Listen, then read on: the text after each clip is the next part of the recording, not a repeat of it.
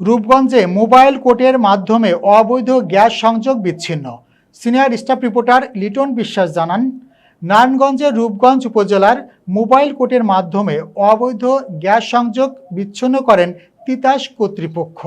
আজ সকাল থেকে বিকেল পর্যন্ত রূপগঞ্জ উপজেলার মেডিকেল গেট, বানিয়াদি, পুরাবো, মিঠাবো এলাকায় অভিযান চালিয়ে 7টি স্পটে ভ্রাম্যমাণ আদালত কর্তৃক অবৈধ গ্যাস ব্যবহারের কারণে নামবিহীন hotel, Alamgir hotel, Fazlur hotel, নামবিহীন চায়ের দোকানের অবৈধ গ্যাস সংযোগ বিচ্ছিন্ন করেন এবং 160টি বাড়ির 195টি চুলার অবৈধ গ্যাস সংযোগ বিচ্ছিন্ন করা হয় এবং প্রতিটি বিতরণ লাইন থেকে উৎস পয়েন্ট থেকে কিলিং ক্যাপিং করা হয়েছে।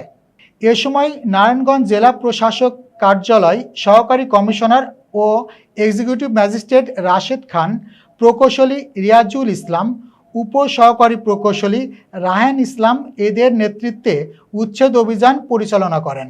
এ সময় তিতাস কর্তৃপক্ষরা বলেন, রূপগঞ্জে অবৈধ গ্যাস সংযোগ উচ্ছেদ অভিযান অব্যাহত আছে। যেখানেই অবৈধ সংযোগ পাওয়া যাবে সেখানেই উচ্ছেদ অভিযান পরিচালনা করা হবে।